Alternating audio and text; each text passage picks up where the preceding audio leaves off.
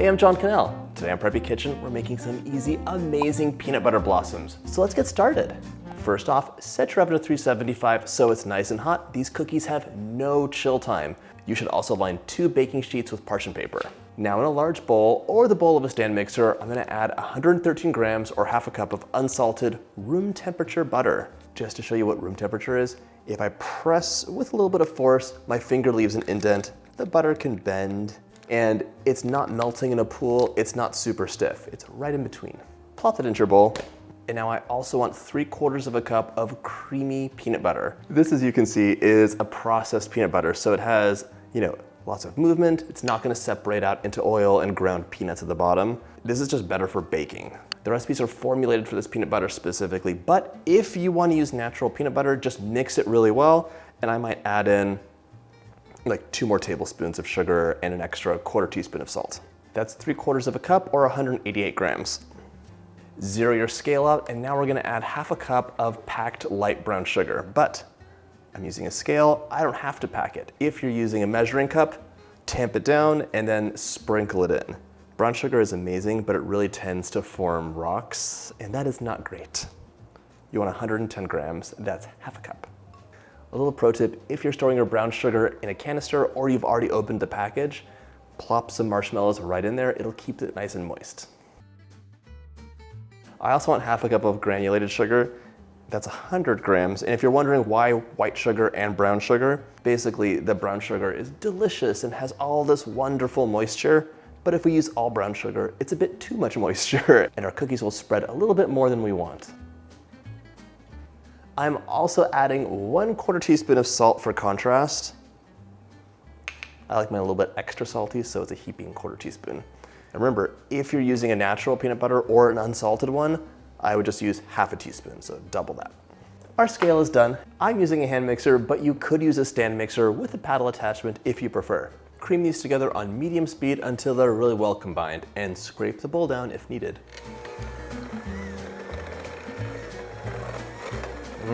Creamy.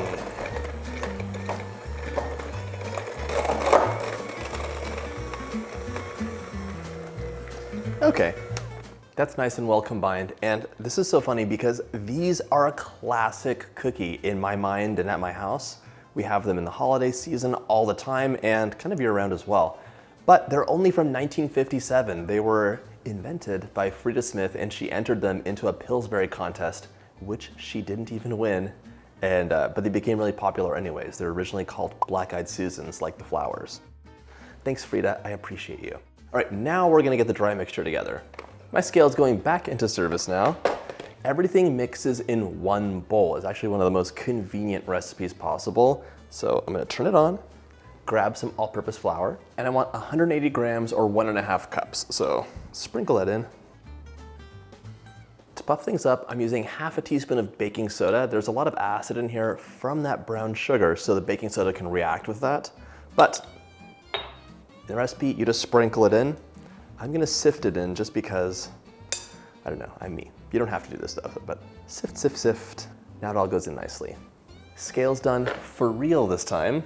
Mix this up until it is just combined, and really what we're making here is like a peanut butter shortbread cookie. There's no egg in here, it'll be very tender. And anything that you make with peanut butter anyways is gonna be even more tender. So, really delightful cookie. Okay, almost combined, I'm gonna stop.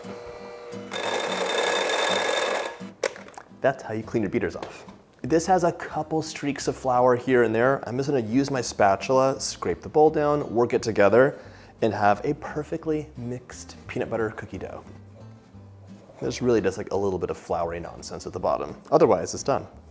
Okay. This dough smells so good. It's the peanut butter and sugar that are like calling my heart. Grab a small triggered scoop, and we're gonna scoop out like kind of heaping tablespoon-sized portions of the cookie dough. Give it a roll, about 25 grams, give or take, if you're measuring. But honestly, the cookies could be bigger or smaller. It'll just change the yield of the recipe. Roll it out, and then I like to roll my cookies in some granulated sugar as well. Plop those onto your baking sheet and continue. The granulated sugar is totally optional, and honestly, I've made these cookies with colored sanding sugar too. I could do like 1 or 2 to show you just what it looks like. It can make them really festive if you're doing it for a holiday platter. I just want to show you how easy and different they look with a little granulated sugar roll if it's colored. Wait until the chocolate's on top, you'll love it.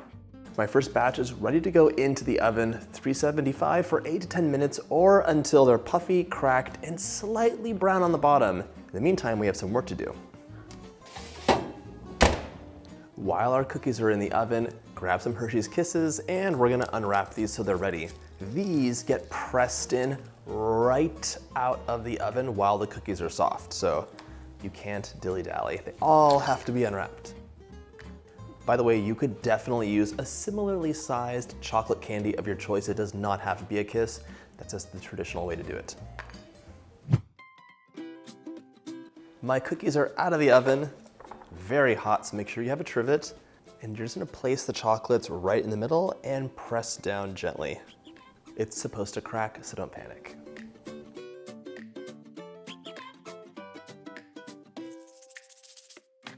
Allow your cookies to cool and they're ready to enjoy. I get the first bite.